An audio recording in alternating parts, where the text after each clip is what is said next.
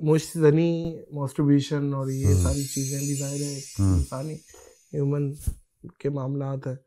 اگر کوئی شخص ملک سے باہر ہے اور وہ وائف کے سامنے کوئی ایسی ویڈیو کال پہ، کیونکہ اس طریقے کے بھی لوگ سوالات کرتے ہیں. بہرحال جو ہے وہ خود انسان جو ہے وہ کوئی ایسا کام کرے جس سے تو وہ حرام ہے مطلقاً. یہ وائف کے سامنے بھی یہی حرام ہے کیونکہ جی ہاں خود انسان کوئی ایسی چیز کرے کہ جس سے جو ہے وہ بہرحال وہ ہو تو حرام. کیونکہ اثرات انسان، میں نے بتایا نا آپ کو کہ بہت سارے اعمال ایسے ہیں کہ جس کے اثرات انسان کی روح کے اوپر پڑتے ہیں اور شدید پڑتے ہیں.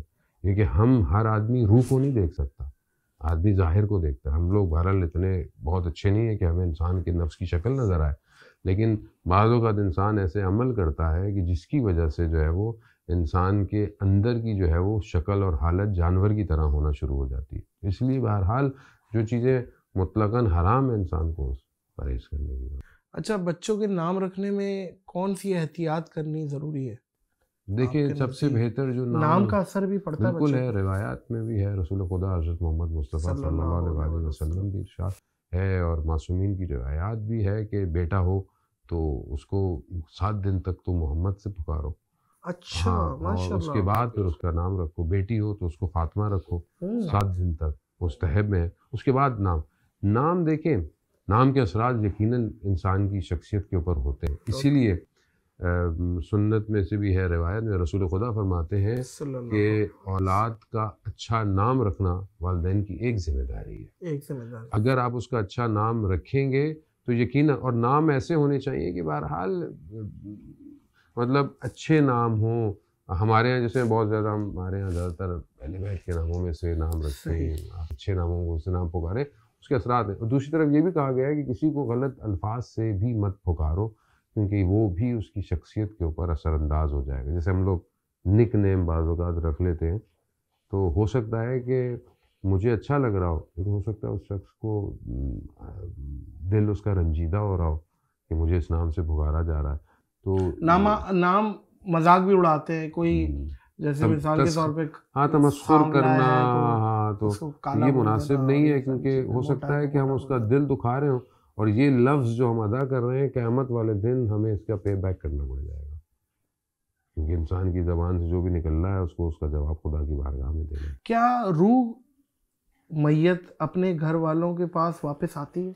دیکھیں ایز سچ جو روایات حدیث بیان ہوتی ہیں کہ کچھ ارواح ایسی ہیں کہ جو جمعرات کی شب سے لے کر جمعے کی ظہر عصر تک بعض روایت کہتی ہیں کہ ان کی توجہ اپنے گھر والوں کی طرف ہوتی ہے.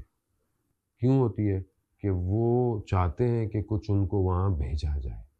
ان کی نگاہ ہوتی ہے، توجہ ہوتی ہے. ہاں ان کی توجہ ہوتی ہے کہ کوئی چیز جو ہے وہ میری اولاد یا کوئی جو ہے وہ کوئی ان کے لیے. اس لیے کہا جاتا ہے کہ خاص طور پہ شب جمعہ جمعرات کی رات آپ اپنے مرحومین کے لیے سب فاتحہ پڑھیں یا کوئی ایسی چیز دیں، صدقہ دیں، کوئی ایسی چیز دیں جو اس عالم کے اندر ان کو جا کے ملے.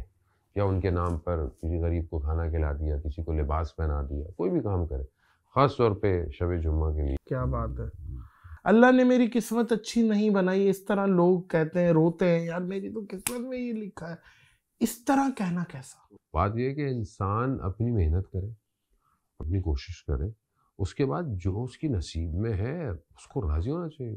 امام رضا صلی اللہ علیہ وسلم فرماتے ہیں کہ جو خدا کے کم دیے ہوئے رزق پر راضی ہے، خدا اس کے کم عمل کو بھی قبول کر لے گا. کیا بات ہے بھائی، واہ واہ واہ واہ. تو بات یہ ہے کہ جو خداوند متعال نے آپ کے نصیب میں لکھا ہے وہ آپ کے نصیب میں ہے. اچھا، کھڑے ہو کے پیشاب کرنا، اس پہ بھی تھوڑا سا بتا دیں. مجبوری ہے، کھڑے ہو کے پیشاب ہی کر سکتے ہیں ورنہ ناپاکی کا اندیشہ ہے. کوئی اس معاملے میں بھی کراہت ہے بہت شدید، میں نے منع کیا گیا. تو اس وقت بھی مطلب دیکھیں مجبوری میں تو بہت ساری چیزیں انسان کے لیے ہو جاتی ہیں، لیکن یہ کہ انسان اگر اس کو عادت بنا لے اور اس طرح کر لے تو.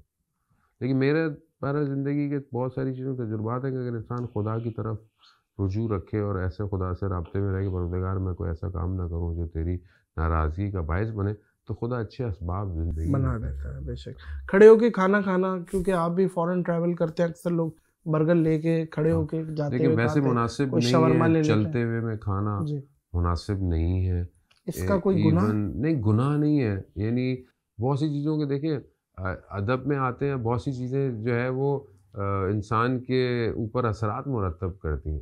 حتیٰ مثال کے طور پر کھلی جگہ پر لوگوں کے سامنے تاکہ ایسے لوگ کہ جو شاید کھا نہیں سکتے ہوں، پی نہ سکتے ہوں، وہ دیکھنا مناسب نہیں. اچھا، بہت سارے لوگ اللہ انہیں ہدایت دے رشوت کے معاملات ہیں اور اس کا بڑا اچھا نام رکھا ہوا، اوپر کی کمائی پورا نہیں کر پاتے یار، ہم تنخواہ سے کہاں ہوتا ہے، مہنگائی دیکھو یار.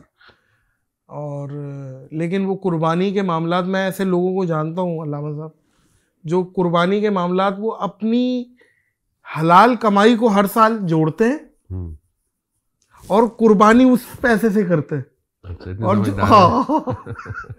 اور رشوت والے معاملات سے بلڈنگیں بن رہی ہیں، چیزیں بن رہی ہیں. اس کے معاملے میں تھوڑی دیکھیں بات یہ کہ جو چیز عرف عام میں رائج ہے کہ یہ حرام ہے یا جائز نہیں ہے، جو بھی بہرحال آپ کام کریں گے اس کے اثرات ہیں.